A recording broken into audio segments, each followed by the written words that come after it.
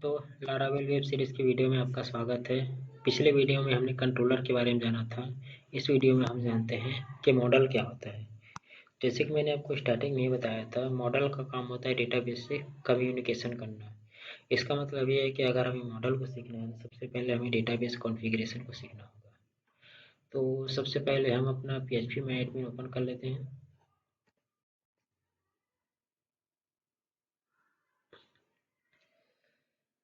चलो इसके लिए एक डेटाबेस क्रिएट कर लेते हैं।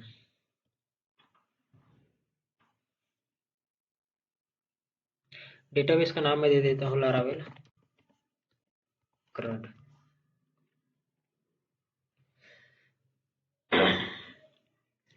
फिलहाल टेबल का नाम मैं एक स्टूडेंट नाम का एक टेबल बना देता हूँ, जिसके अंदर 4-5 कॉलम रहेंगे। एक का नाम रख देता हूँ आईडी, ये तो खैर रहेगी। ऑटो इंक्रीमेंट कर देता हूँ इसको, आईडी नेम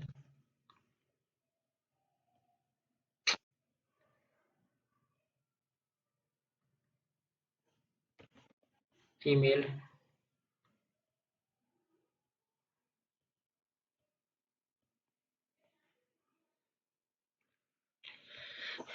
ईमेल फोन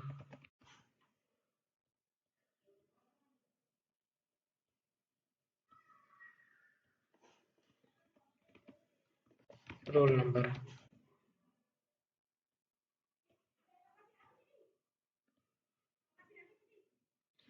फिलहाल तो मैं इतनी फील्ड बना रहा हूँ।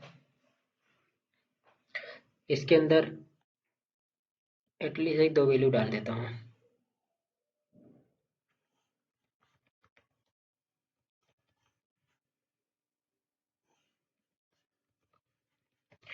gmail.com phone 12345 roll number 1।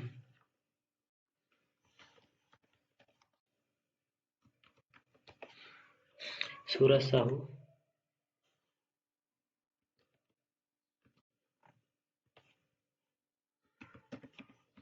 gmail.com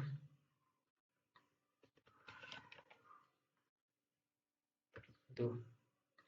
फिलहाल मैं दो वैल्यू डाल रहा हूँ केवल टेस्टिंग के लिए। मैं क्या करूँगा, मैं इन वैल्यू को फैच कराऊंगा अपने व्यू में, मतलब गेट करूँगा कह सकते हैं आप। अब देखिए उसके लिए करते क्या है, सबसे पहले हमें एक मॉडल बनाना होगा। इसको स्टॉप कर देता हूँ। मॉडल बनाने के लिए क्या करना पड़ता है, वही कमांड प्रॉम्प्ट PHP आर्टिसन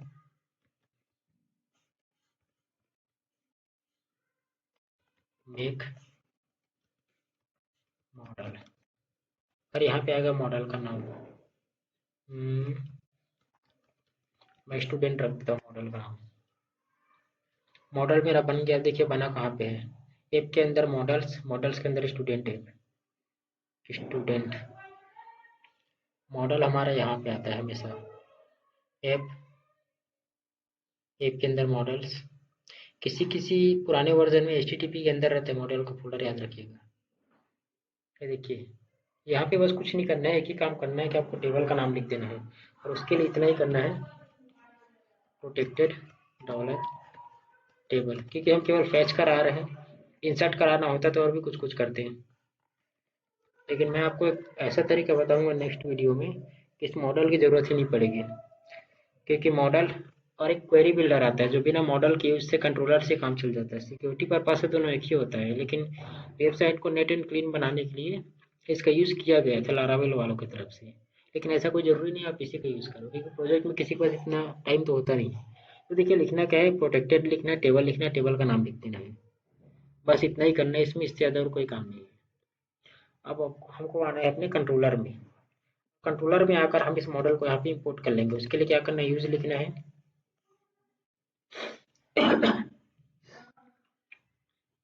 सबसे पहले मैं यहाँ पे ऐसा करता हूँ, फंक्शन बना लेता हूँ, गेट डेटा।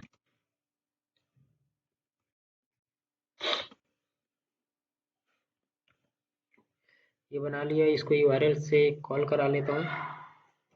उसके बाद मॉडल को इंपोर्ट करते हैं।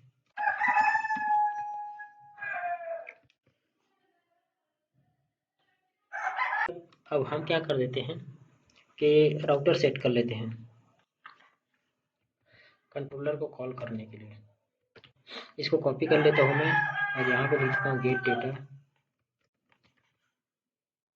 कुछ भी लिख सकता हूँ, मेरी मर्जी है। और यहाँ पे लिख देता हूँ क्योंकि कंट्रोलर तो वही है, इसलिए कंट्रोलर अलग से और कुछ बनाया नहीं हमने, तो मैं इसी का यूज़ कर रहा हूँ।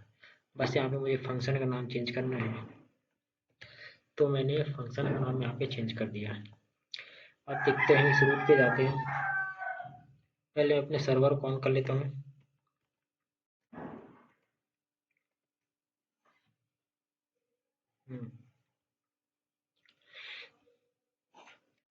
आ गया ना?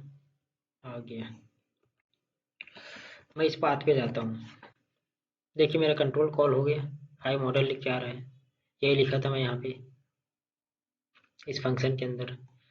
अब मैं क्या करता हूँ, अपने मॉडल का यूज़ करता हूँ और वहाँ से डेटाबेस से डेटा को फैच करता हूँ। उसके लिए सबसे पहले मुझे क्या करना होगा, यहाँ पे उस मॉडल को इंपोर्ट करना होगा। यूज़ लिखना है, ऐप, और यहाँ पे लिखना है ऐप के अंदर क्या, कौन से फोल्डर पे है, मॉडल्स पे। याद रखिएगा यहाँ पे जो ऐप है ना, इसका पहला लेटर कैपिटल है, जबकि यहाँ पे स्मॉल लिखा हुआ है, लेकिन इसको कैपिटल ही लिखना है पहला लेटर, बाकी स्मॉल चलेगा। मतलब बाकी स्मॉल ही करना है, चलेगा नहीं। मॉडल्स, मॉडल्स के अंदर फिर है स्टूडेंट,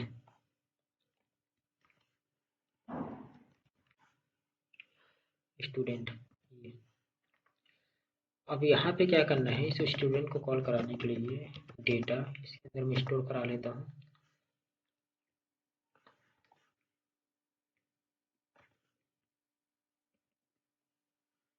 यहाँ पे लिख देते हैं ऑल, मतलब जितना भी वैल्यू है उसको दिखा दो। और यहाँ पे कर देता हूँ मैं प्रिंट आर। प्रिंट आर इसलिए कर रहा हूँ क्योंकि जो वैल्यू आएगी वो अरे की फॉर्मेट में आएगी। ऐसा करता हूँ मैं, यहाँ पे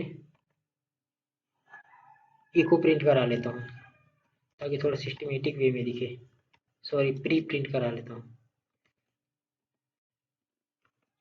अब देखते हैं।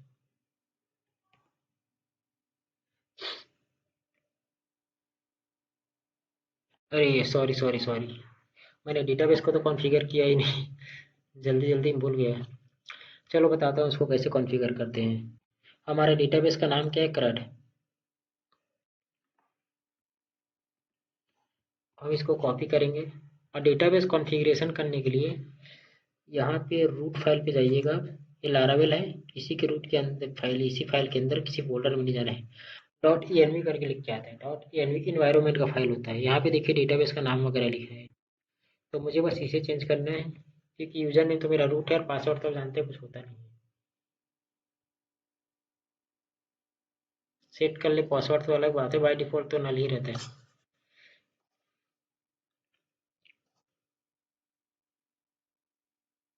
ये क्या आ रहा है,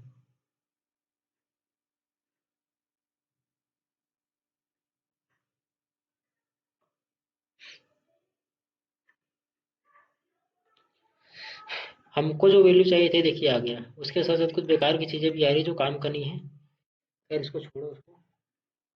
अब इसको थोड़ा अच्छे से लिखते हैं। प्रिंट आर किया हूँ इसलिए ऐसा हो गया है।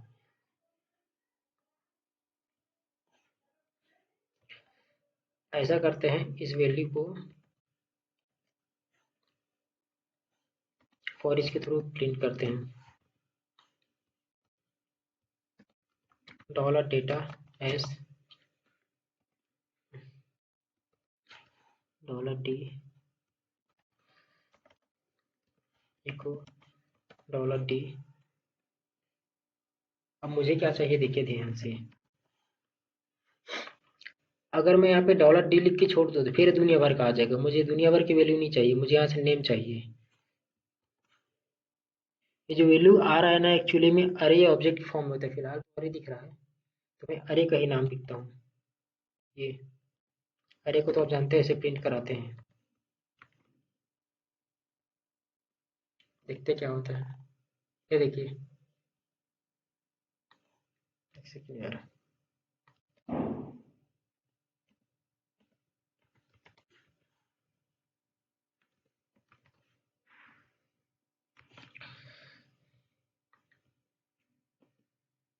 हम्म वैसे ही आपको कोई भी वैल्यू प्रिंट कराना है, उस बस फील्ड का बस नाम लिख दीजिए। अब हमें क्या करना है, इस वैल्यू को व्यू के अंदर पास करना है, क्योंकि हमारा मेन काम तो वही रहता है, हमको अपने फ्रंट एंड में यूज़र को दिखाना रहता है।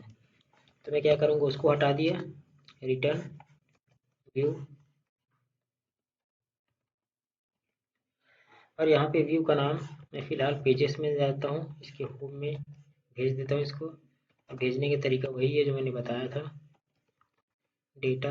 और भी बहुत सारे तरीके होते हैं, मैं बताऊंगा सबको कैसे कैसे भेजा जाता है, क्योंकि हो सकता है किसी किसी प्रोजेक्ट में दूसरा तरीका लिखा हो और आप साथ कंफ्यूज हो जाओ। चलो अभी डेटा का यूज़ करते हैं, इस डेटा को, सॉरी उसको नहीं, इसको हमको फ्रंट एंड में क्या करना पड़ेगा, एज अ वेरिएबल प्रिंट कराना होगा इसकी वैल्यू को। इधर गया मेरा, इसको हटाओ, हाँ ये है। यहाँ पे मैं इसको कर देता हूँ, यहाँ पे तो कुछ भी कोई फर्क नहीं पड़ता है। इफ आर, इसको हम ऐसा भी लिख सकते हैं, हमारी मर्जी है। उसको हम अरे के रूप में भी ये प्रिंट करा सकते हैं, ऑब्जेक्ट के रूप में भी। पीएचपी जानते होंगे तो इतना समझते होंगे आप। देखता हूँ इसको लेता है कि नहीं, उसे ले तो लेना चाहिए। आ रहा है, ये नेम हो गया। वैसे ही हम चाहे तो एज लिख सकते हैं।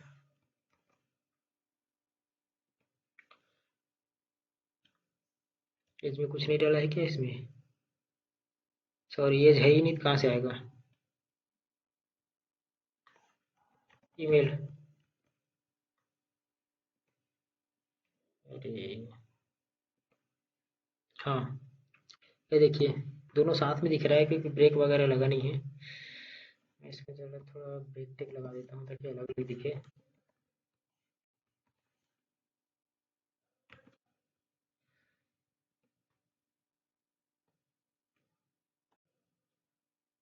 अरे यार,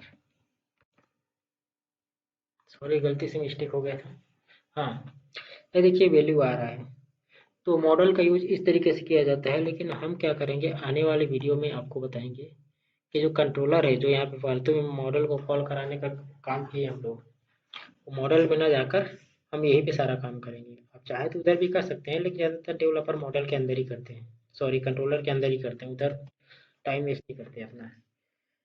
तो आई होप आपको समझ में आ गया होगा कि लारावेल के अंदर मॉडल क्या होता है, क्या यूज़ है। उसका सिर्फ एक ही काम होता है, डेटाबेस के साथ कम्युनिकेशन करना, और कोई काम नहीं है उसका। मेन काम कंट्रोलर का होता है।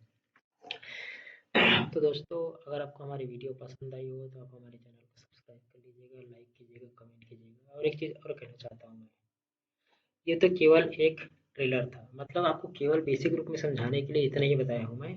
इसके बाद की जो वीडियो आएगी, धीरे धीरे धीरे धीरे करके मैं एडवांस लेवल पे जाता जाऊँगा। और एक चीज़ और, जैसे जैसे मैं लेवल पे आगे बढ़ता जाऊँगा, आपको प्रोजेक्ट के साथ, मतलब ये जो मैं बता रहा हूँ इसको प्रोजेक्ट में इम्प्लीमेंट करना उसमें सिखाऊंगा कि कैसे करते हैं, कैसे फ्रीलांसिंग पे या कैसे किसी कंपनी से जो प्रोजेक्ट मिलते हैं उसमें इसमें काम किया जाता है। क्योंकि अगर आप ये सब सीख भी लोगे, इम्प्लीमेंट करना नहीं सीखोगे तो कोई मतलब ही नहीं होगा।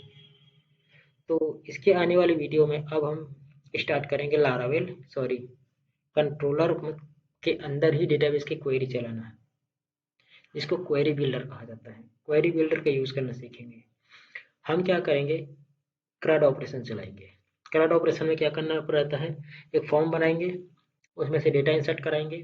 डेटा इंसर्ट कराने के बाद डेटा को फैच कराएंगे, मतलब फैच मतलब गेट करना होता है। उसको एडिट कराएंगे, डिलीट कराएंगे, पूरा का पूरा क्रड ही चलाएंगे, समझ सकते हो। उसको क्रड बोलते हैं इसको, आप लोग तो जानते ही होंगे। तो चलो मिलते हैं अगले वीडियो में।